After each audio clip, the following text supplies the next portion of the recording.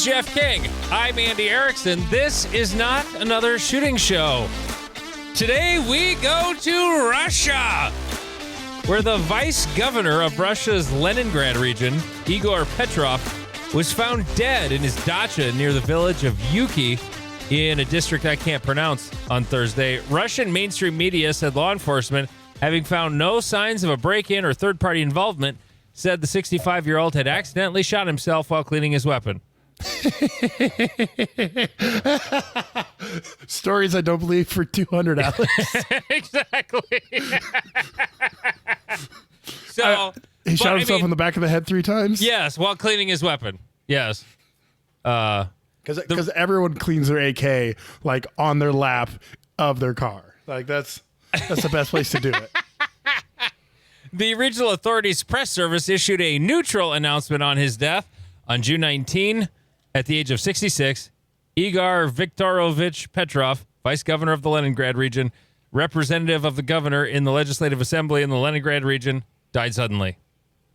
However, social media did not accept the official declaration. The self-proclaimed destroyer of worlds, Ragnarok Lobster, said in a post that I looked away and now I lost my spot on Blue Sky. That must be a social media in Russia. My guess is there were no high windows in walking distance. for anyone who doesn't get that reference, during COVID, Russian doctors who may have disagreed with the official information being put out would for some reason take headers out of windows, but only on the 2nd or 3rd floor, knowing you have to be on the 4th floor to guarantee death. Yeah. A cynical post was placed on Germany's Mastodon social media website by Paladin, who said, "What a tragedy. Thoughts and prayers for more accidents like this." Yeah, I saw that headline and was just like, oh, social media mocks reports that Russian official accidentally shot himself. And there's even like quotes in the, and this, by the way, this is from the KyievPost.com. Just, you know. So there might be a little maybe a little bit of bias from Ukraine's Global Voice. You know, it could be a one-sided article, perhaps. But, I mean, is it implausible either? No. No. But as we say, don't be cleaning your gun in dictatorships because you never know when they're going to go off and shoot you in the back of the head 3 times. At least there, they don't have to like sprinkle some crack on him. No. They're just like, oh man, he just killed himself. That's one thing with like I've been watching The Sopranos. I never watched it when it was on back in the day, and I'm watching it on Max right now, and it's a good show. It's slow. It would have drove me crazy to watch it when the episodes trickled out. But the thing that's always interesting to me in the mob movies, and I suppose this is probably true in real life, is a lot of times after they whack a guy, they just drop the gun. Yeah. You know, it's already been like, you know, wiped or, you know, the serial number's gone or whatever. So they wear gloves. They just leave it there because then you're never found with the weapon in question.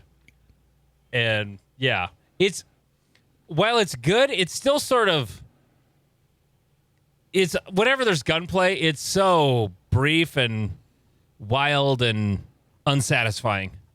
Yeah. You know, for a gun nerd. It's all right. Berettas and revolvers, and that's pretty much it. Well, it's always frustrating when you are a nerd about something. You're like, oh my God, they put out a thing about the thing I'm a nerd about. And you're like, this was not built for nerds. It was built for the general public.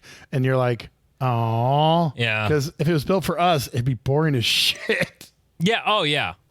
100%. I guess I'm looking at the IMFDB page for The Sopranos, and they're actually, as I'm scrolling down, I mean, over the course of 6 seasons, most of the time it's Berettas, but I remember seeing Glocks and 1911s. Yeah, your Ruger standard... Mark II was used. Oh, yeah, probably suppressed. Mm-hmm. Some of the Smith & Wesson 59 series pistols were in there. probably pretty much whatever the armorer had in his like trailer that day. It was like, this guy's gonna carry a Beretta. Oh, I have a Glock that is just ready to go. Oh, and I'm in the last season right now, and I forgot. I was as I was scrolling down the list. This was in an episode I just watched today. The DPMS Panther LRT SASS. And of course, the one they had was full auto. Yeah.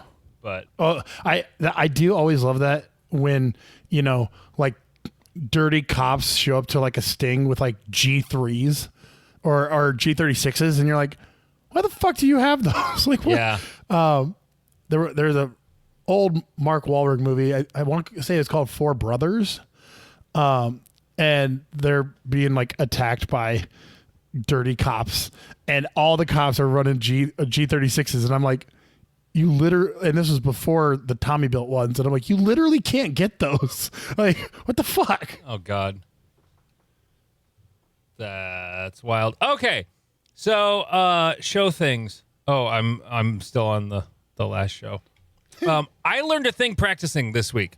I went to the range right away on Friday morning because it was hot as balls. In the upper Midwest, I think it's by the time this comes out, all that heat will be out east, and you'll all be sweltering. It was 104 in Sioux Falls on Saturday.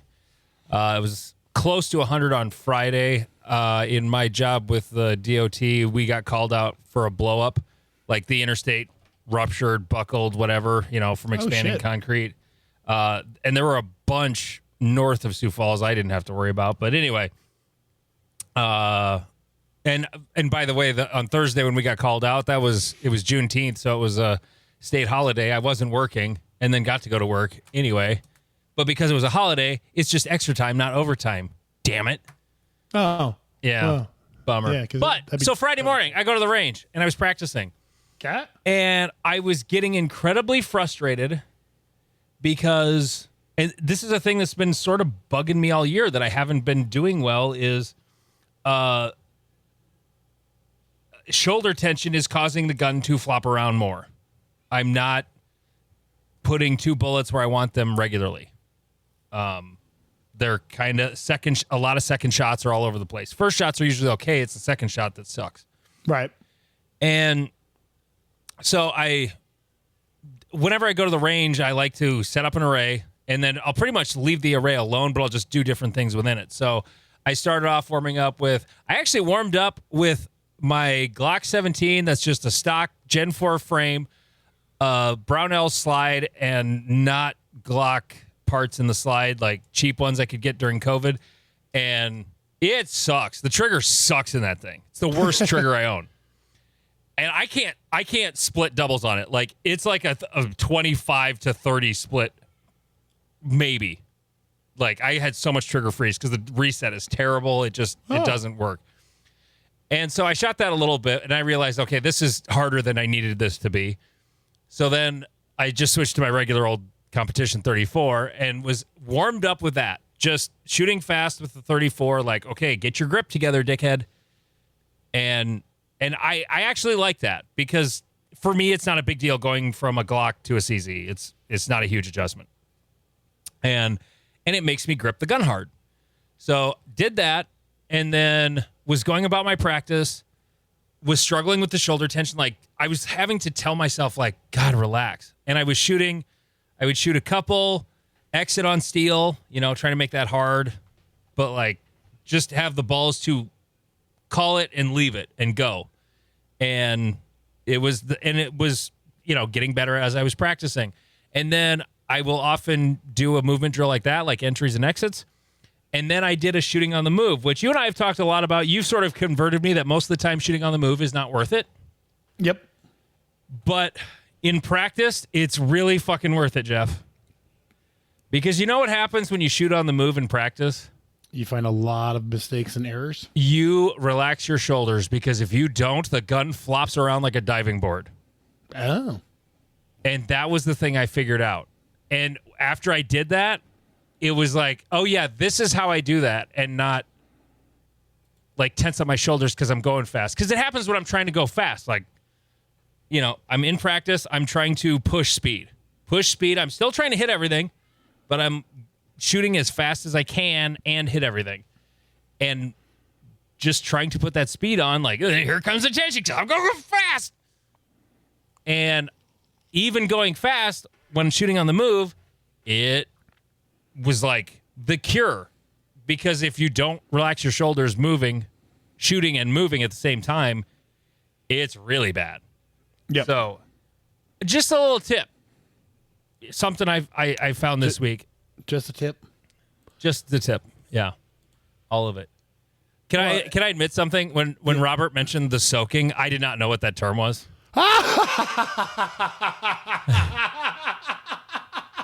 I'd never heard of that. I love how you have not spent enough time on the internet to know what that is. No, I had no idea. I looked it up after the show. I was like, oh, that's funny. So for those of you who don't know what the soaking is, it's intercourse without thrusting. You just sit there. Well, technically, okay. according to Mormons, it's not intercourse because because it would you're be not thrusting. Right.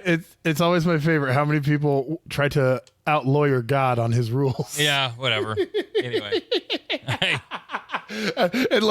I'm just going to put this here, and then everyone's either going to shake the bed for me or move my hips so it's not me. And you're like, okay. Yeah. I love it. I love it. And I love that you didn't know what it was. I know. I'm so innocent. I don't know where. I still to this day have never known where to find marijuana outside of where it's legal. Right? The modern dispensaries.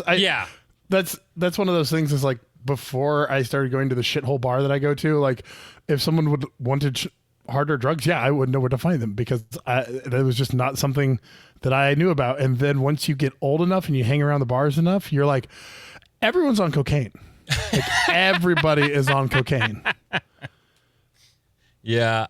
Okay. Another thing I learned while practicing, speaking of the shooting on the move thing, there absolutely is a time where shooting on the move is the way to go.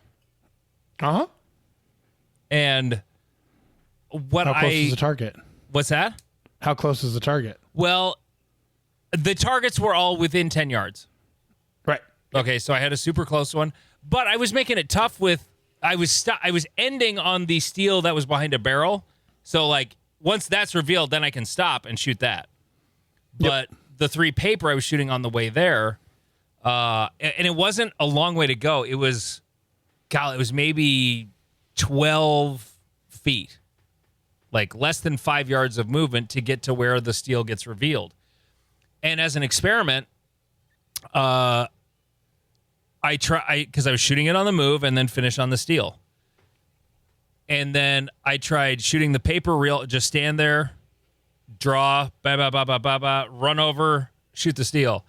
And it was anywhere from a full half second from a half second to a full second longer to stand and shoot and move in between. Now, this is when you can see 3 targets that are close enough to shoot on the move, and then that third one's revealed by the time you get there. Right. Plus, I can eat up some of that movement while drawing. So I've got a step or 2 before I've even fired a shot at one of those 3 targets. So that's where part of this comes in as well, is it was starting from the draw. So some of that time is eaten up there as well. But anyway, there is a time and a place for it, and a lot of times I do agree with you. It's not worth shooting on the move, but there is absolutely a time and a place for it. Well, and this is a time to clarify that. Is yes, there is a time and place for it.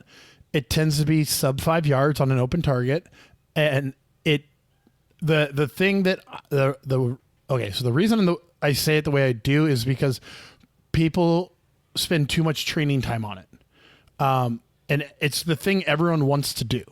So like if you were like, hey, I'll teach you how to shoot, the first thing they're going to be like, so can I shoot on the move? And you're like, you can barely hit the target. Like, let's not add more complicating things. And people have X amount of rounds and X amount of practice time, and the lowest priority should be shooting on the move, because most of the time I see it done, especially by lower level shooters, you're literally like walking into a position when you could just missing more. Right. It's like just You're go just do adding the thing. misses to the shooting. Right. And watching someone like Eric Raffel, he doesn't shoot a lot on the move. No, he shoots shockingly little on the move. Yeah, he's a very much go to place, do thing, go to place, do things, go to place, do things. Max Michel's another good example of that. But yeah, like I just think that it's an overhyped skill. There's a time and a place for it. Cause yeah, if you've got an open target on like a 10-yard forward run and you just have to like put dot on brown, pull the trigger twice and keep your effort moving forward. Great. Awesome. Totally understand. But like watching people miss a large popper at like 15 yards as they're like slowly walking across the front of a stage, you're like, just stop and hit the thing and then move. But they're like, no, 1, 2, 3, 4, 5, bing. And they're like, see, I shot it on the move. And you're like, cool. I also like 5 makeup shots. I'm going to change the topic suddenly because I just got a snap from my buddy Jeremy. Holy shit. There was a bear here. What? In South Dakota, there was a black bear running around in eastern cornfield, South Dakota. Like he's literally walking through a cornfield, a black bear. Jesus. Oh, it was up by Watertown. He just wants a friend. You should pet him. Holy shit. Like, yeah, they're not here. They've been seen a lot out in the Black Hills, creeping in from Wyoming, but wow. Every once in a while, an animal that doesn't live here will show up over here. Like a couple of times there have been like moose or elk. Wolves are pretty rare when they show up, but that's the first bear I recall. Wow. Sorry, not even a topic, just sort of a crazy wild thing that I just... Right. I mean... Squirrel! What? Yeah. Okay. Jeff and I are about to talk about whether or not having an extra mag while carrying is ridiculous. But patreon.com/notanothershootingshow. It's only $3.57 a month. You will get all of the rest of this episode. MW Activewear working on jerseys for Area 3. Those will be going on sale very, very shortly. Also, big news on that front. I've been holding off on putting the jerseys on sale, hoping for a title sponsor for the Area 3 Championship. Okay. We have a title sponsor for the Area 3 Championship now. Oh, do you now? Oh, we do. It will be the CZ Area 3 Championship. Let's go. There you go. CZ is gonna be the title sponsor. Very excited for that. I saw there were 75 slots remaining for that. Or no, wait, no. Last number I saw was 82. So you must have updated that. Yep. So there's been it's slowly trickling down, folks. Like if you wait till the end, they ain't gonna be there. Free State Championship August 30th, sold out. Waitlist is there. Iowa Cops Memorial Match July 20th in Ankeny, Iowa, with the Mulligans and all that. But if you want the rest of this episode, patreon.com/notanothershootingshow. It's only $3.57 a month.